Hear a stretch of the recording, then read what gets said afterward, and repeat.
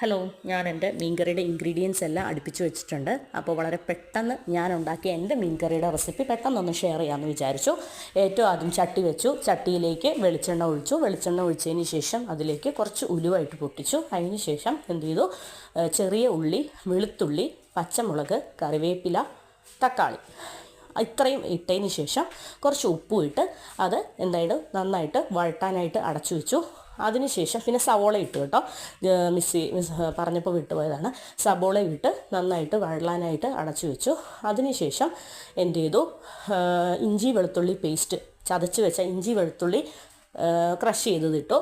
അതിനുശേഷം പൊടികളായിട്ടുള്ള മുളക് പൊടി, മല്ലിപ്പൊടി, മഞ്ഞൾപ്പൊടി, ആവശ്യത്തിന് ഉപ്പ് ഇട്ടതിന് ശേഷം ആ പൊടിയുടെ പച്ചമണമൊക്കെ മാറുമ്പോഴത്തേനും കുറച്ച് ചൂടുവെള്ളം ഒഴിച്ചൊന്ന് തിള വന്നതിന് ശേഷം മീനും ഇട്ട് കുടംപുളി ഇട്ട് വേവിക്കുന്നു.